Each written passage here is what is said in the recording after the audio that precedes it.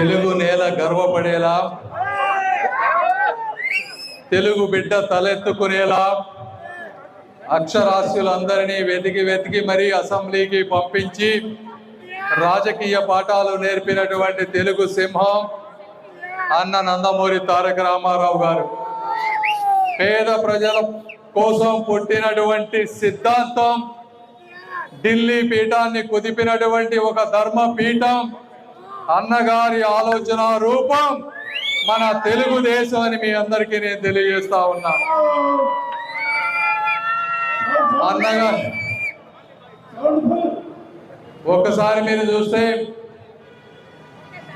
విగ్రహాలు అనేది ఒకప్పుడు అభిమానంతో, ప్రేమతో ఆ వ్యక్తులు చేసినటువంటి గొప్ప ఆలోచనలను ప్రతిబింబించే విధంగా విగ్రహాలు పెట్టుకునేటువంటి సంస్కృతి మొదట్లో తయారైంది. అయితే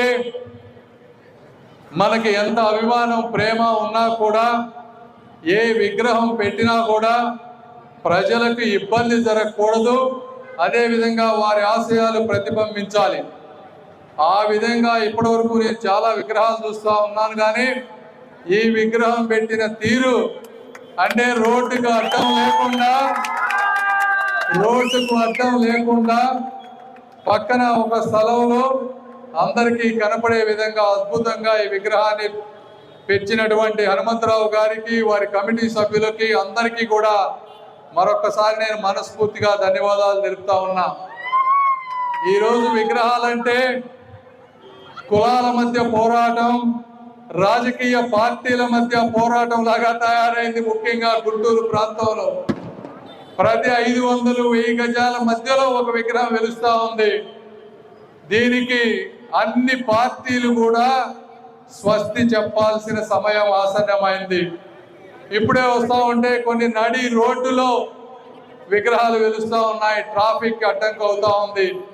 నేను ఈరోజు మున్సిపల్ కమిషనర్ గారికి, మేయర్ గారికి కూడా క్లియర్గా చెప్పాం, ఏ పార్టీ వారైనా సరే దయచేసి ట్రాఫిక్ కి ఇబ్బంది పడే విధంగా విగ్రహాలు పెట్టి వద్దు అని మరొకసారి తెలియజేస్తా ఉన్నా. వ్యక్తిగత ప్రాపర్టీస్ మీ స్థలంలో కానీ మీ వాటిలో మీరు విగ్రహం పెట్టుకోండి, లేదంటే పార్కులు లోపల పెట్టుకోండి, కానీ ప్రజలకు ఇబ్బంది పడే విధంగా విగ్రహాలు పెట్టి వద్దని మరొకసారి తెలియజేస్తా ఉన్నాం. గుంటూరు ప్రజలందరూ కూడా ఈరోజు అభివృద్ధి కాంక్షిస్తూ ఉన్నారు. ఇంతకుముందు కూడా చెప్పాను నేను, దేవుడు 40 సంవత్సరాల తర్వాత కొత్త రఘురామయ్య గారి తర్వాత మళ్ళీ ఈ రోజున ఈ ప్రాంతానికి ఒక మంత్రిత్వ శాఖ వచ్చింది. ఎవరి గ్రహాలన్నా కానీ వచ్చింది మొట్టమొదటిసారి. వచ్చినప్పుడు ప్రతి నిమిషం కూడా మనం ఎక్కడెక్కడ నిధులు అవసరం అవుతున్నాయో, ఎక్కడెక్కడ ఆగిపోయి 20-30 సంవత్సరాల నుంచి ఆగిపోయిన ప్రాజెక్టులు మీరు చూస్తే అన్ని బ్రిడ్జ్లు, నంది వెలుగు 10 సంవత్సరాలు ఆగిపోయింది, శంకర్ విలాస్ 30 ఏళ్ళ నుంచి దానికి కనీసం అడుగు కూడా ముందుకు పడలేదు.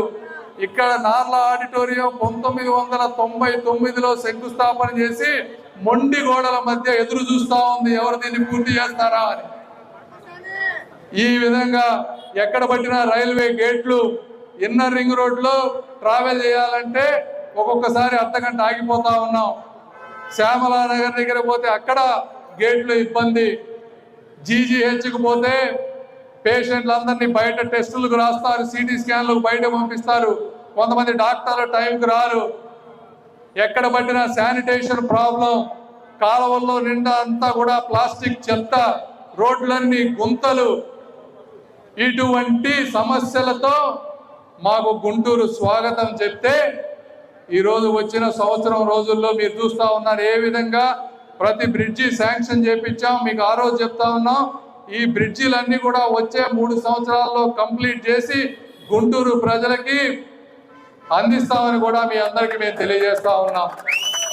కాబట్టి ఈ విధమైనటువంటి అభివృద్ధి జరుగుతున్న ఈ రోజుల్లో అన్ని మతాలు, కులాలకు, రాజకీయ పార్టీలకు సంబంధించిన ప్రజలందరినీ మేము ఒకటే కోరుకుంటా ఉన్నాం, దయచేసి సహకరించండి. రోడ్ల మధ్య దేవాలయాలు కానీ, చర్చిలు కానీ, మసీదులు కానీ ఉంటే మీరు అందరూ కూర్చొని మీకు కావాల్సిన వేరే ప్రాంతాలకు తరలించి వాటిని ప్రజా రోడ్డు రవాణాలో కలపాలని మీ అందరినీ నేను కోరుకుంటా ఉన్నా. అదేవిధంగా ఏదో ఒక రోజు విగ్రహాలన్నీ కూడా రోడ్డుకి ఎక్కడైతే అడ్డంగా ఉన్నాయో వాటన్నింటినీ తొలగించాలి. ఏదో ఇవాళ కాకపోతే రేపైనా కొత్త వాటికి పర్మిషన్ ఇవ్వద్దు. ఎవరన్నా పర్మిషన్ ఇచ్చినా కూడా ప్రజలు కూడా మా ప్రభుత్వాన్ని కూడా క్వశ్చన్ చేయండి అని కూడా మీ అందరికీ నేను తెలియజేస్తా ఉన్నా.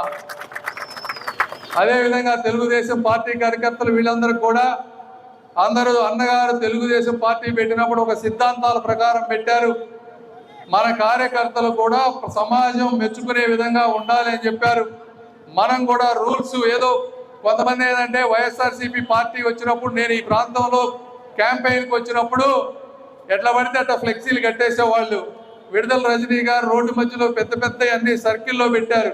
మేమేమో మున్సిపాలిటీకి ట్యాక్స్ కట్టి బిల్ బోర్డులు ఎక్కడ ఉన్నాయో ఆ బిల్ బోర్డులో తప్పించి ఒక్క దగ్గర కూడా ఎక్స్ట్రా వేయలేదు. ఆ విధమైన సిద్ధాంతాలు ఫాలో అయ్యాం మేము.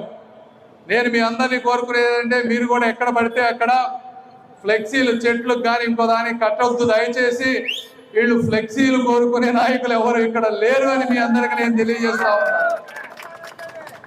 మీ అభిమానం మాకు అర్థమవుతుంది, మేము చేసేది కూడా మీకు తెలుస్తుంది. కాబట్టి ప్రత్యేక అభిమానం మాకేమీ అక్కర్లేదు. దయచేసి ఈ ప్రాంతాన్ని అత్యంత సుందరమైన ప్రాంతంగా దేశంలో నంబర్ 1 పార్లమెంటుగా చేయాలనే లక్ష్యంతో మేము వర్క్ చేస్తా ఉన్నాం. దానికి మీ అందరి సహకారం అందిస్తే అదే మాకు మీరు ఇచ్చే అభిమానాన్ని మీ అందరికీ తెలియజేసుకుంటూ మరొకసారి మీ ఆదర అభిమానాలకి మనస్ఫూర్తిగా కృతజ్ఞతలు తెలుపుకుంటూ ఈ అవకాశాన్ని ఇచ్చిన మీ అందరికీ కూడా ధన్యవాదాలు. జై హింద్, జై తెలుగుదేశం. Thank you.